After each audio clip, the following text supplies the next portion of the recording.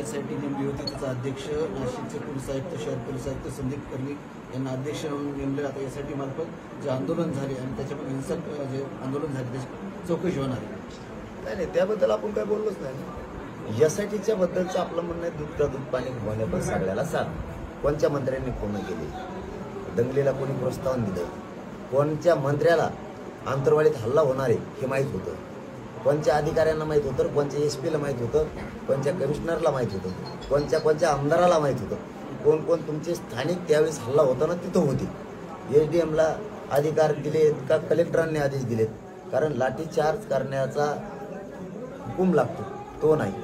शरीरे मारले गेलेत बंदुकीतून, त्याचं देशात कुठंच परवानगी नाहीये, कुठंच देशात.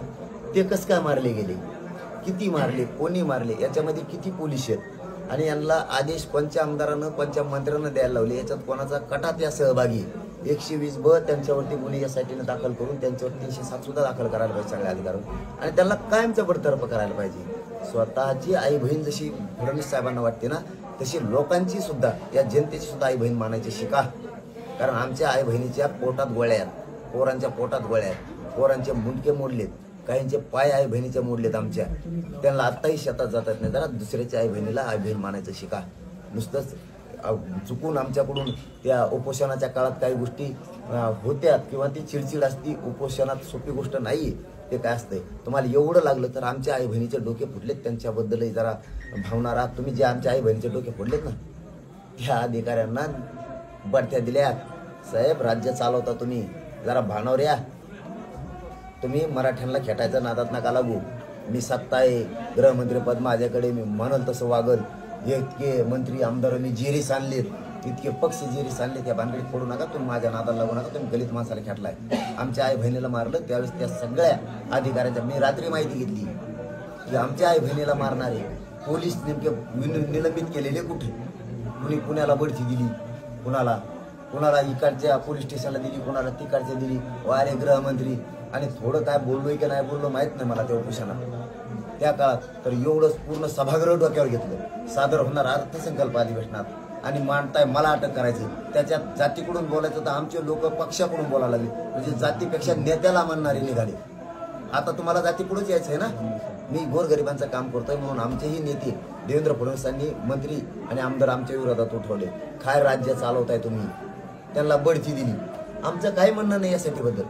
तुम्ही नेमा चौकशा करा. आपण भीतच नाही, कारण आपल्याकडं कोणाचाच उपाय नाही, कोणीच दिलेला नाही. घाम गाळलाय फडणवीस साहेब माझ्या गोरगरीब मराठ्यांनी, करोडो मराठ्यांनी. त्यांनी आंदोलन चालवलंय, त्यांचा पैसा आहे कष्टाचा. आमच्याकडे शेती आहेत, आम्ही रात्रंदिवस राबतो. कोणत्या नेत्याचा भीत्याचा पैसा नाही. तुम्हाला काय चौकशी करायची ते करा, कोणत्या दंगलीची करायची त्याची करा, पण रूल मात्र सगळ्याला सारखा लावा. पण आम्हाला माहिती ते लागणारच नाही, कारण सत्ता आहे. तुम्हाला फिरायची कशी चांगलं माहिती. तुम्ही फिरविणार, गोल फिरून फिरून फिरून तुम्ही मराठ्यांचेच लोक गुंतविणार. आजच सांगतो मी तुम्हाला, तुमचा अहवाल तयार झालेला असेल. ते आम्हाला शिकू नका तुम्ही नाटक.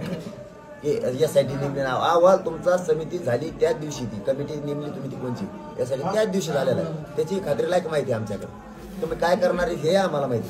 तुम्ही गोरगरीब मराठ्यांचे लोक गुंतवणार, कारण तुमच्यात इतका द्वेष आहे मराठ्यांविषयी. इथून मागं मराठ्यांना वाटायचं चेहरा चांगला आहे, भोळा आहे, पण कशाच्या का होईना निमित्तानं तुमचा खरा विचार पित्त बाहेर काढलं मराठ्यांनी पोटात. तुमचा खरा द्वेष किती, कोणत्या जातीविषयी, मराठ्यांविषयी सगळा बाहेर पडला. आणि तुम्ही आमच्याविषयी द्वेष आहे म्हणून इतर जाती सावध झाल्या. ह्या माणसाच्या आपले विषय सुद्धा हीच भावना आहे. तुम्ही मराठ्यांविषयी इतका द्वेष कधीच करू नका. आणखीन तरी शाने व्हा. तुम्ही SIT नेमून मराठ्यांचे लोक गुंतवणार आहेत विनाकारण हे आम्हाला माहिती. आणि तुम्ही त्या पोलिसांना बढत्या देणार आहेत. काय मारलंय आमच्या लोकांना, उठता सुद्धा येत नव्हतं. त्यावेळेस कुठे गेलो तुम्ही तर सांगितलं होतं. आता तुम्ही नेमली ना कर्णिक साहेबाच्या अध्यक्षतेखाली, तर तुम्ही त्याच वेळेस सभागृहात सांगितलेलं आहे. जयंत पाटील साहेबांनी आणखी 2-4 आमदारांना प्रश्न विचारला होता की SIT चौकशी करा, SIT चौकशी करा झालेल्या दंगलीची.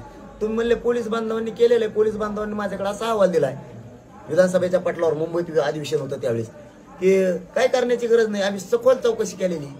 पण जर सभागृहाचं म्हणणं असेल तर SIT नेमू. पण मला असं वाटतं SIT नेमण्याची गरज नाही. पोलिसांनी सखोल जाऊन चौकशी केलेली, काय गरज नाही. त्यावेळी चांगलं होतं, त्यावेळेचा अहवाल चांगला होता ना.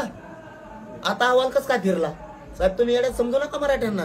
ते पूर्वी होतं आंदोलन केलं फोडला, आमका केलं फोडला, यो पक्ष फोडला. मी फोटत फिटत नसतो, जेलला सडन पण मराठीची गद्दारी करीत नाही. तुमची जिरविणारच आहे मी आता. तुम्ही आम्हाला माहिती आहे त्यावेळेस अहवाल चांगला होता. तुमचाच विधानसभाचं पटलावरचं भाषण आम्ही ती सुद्धा रेकॉर्डिंग बाहेर काढणार आहेत. ती सुद्धा बाहेर काढणार आहेत तुम्ही बोललेली. आता जेव्हा अहवाल येणार आहे तेव्हा आम्हाला माहिती आहे मराठीच्या विरोधात येतात. त्यावेळेस चांगला होता.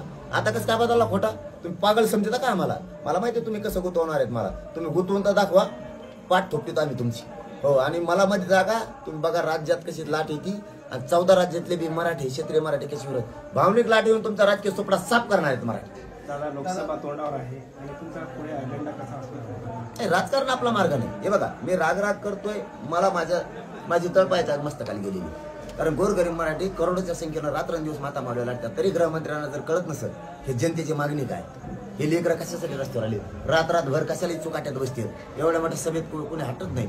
एवढे लाख लोक त्या पिंपळवंडीला बसून होते उन्हात कशासाठी बसले.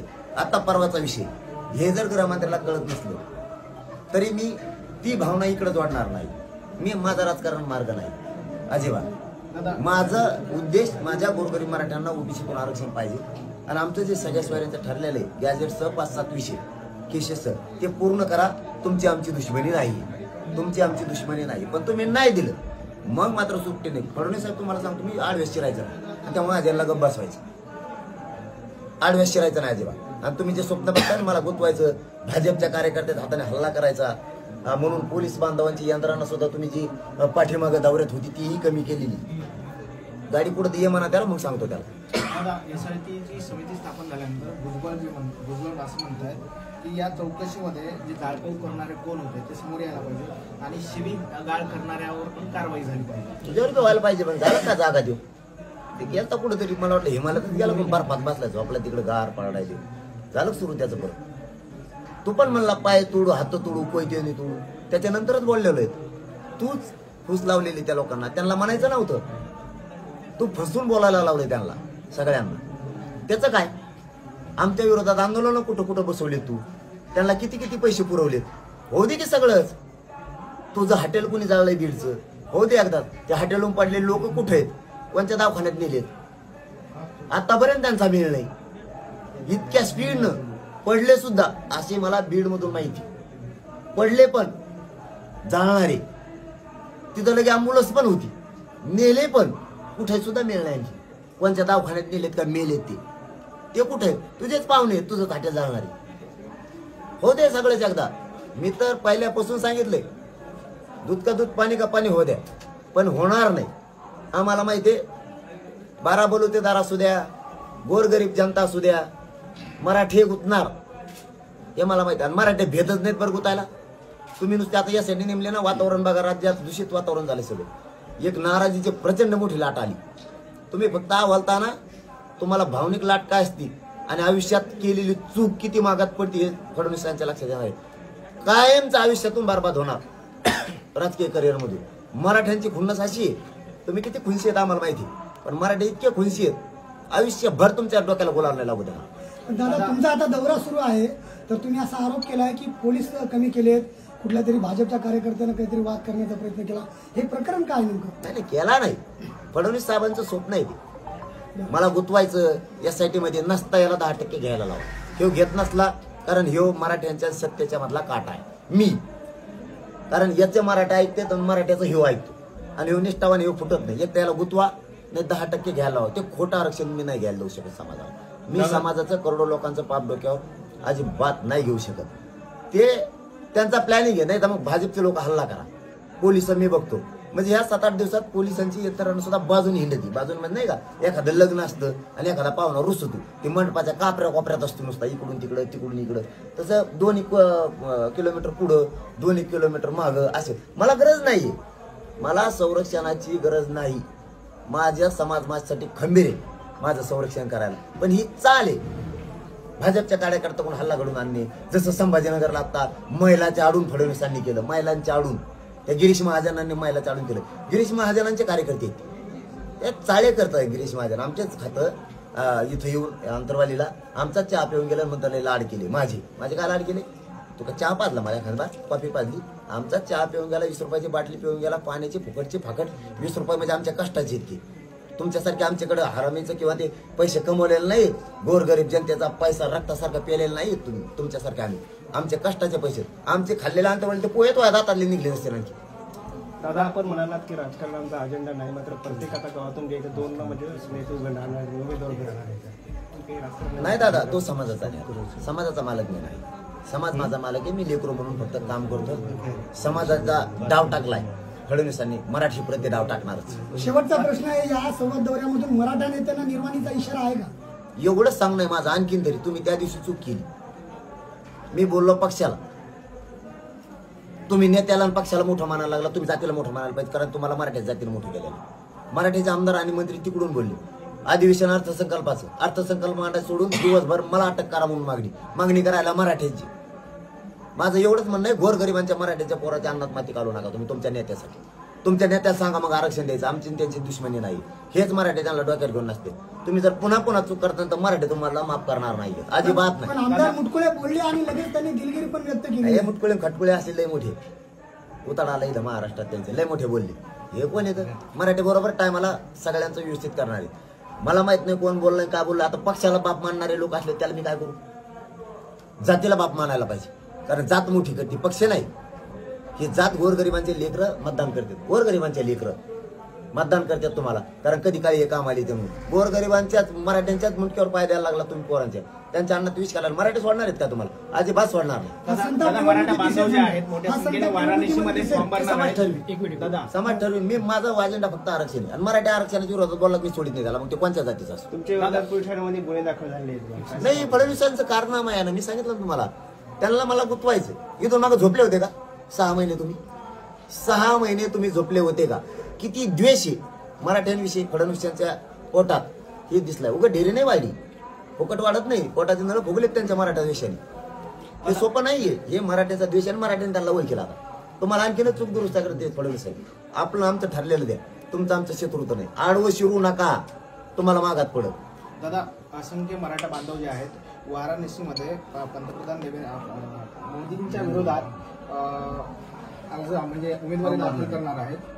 काय एकूण प्लॅन काही ठरलाय का? नाही, मी समाजाचा मालक नाही, तो समाजाचा निर्णय.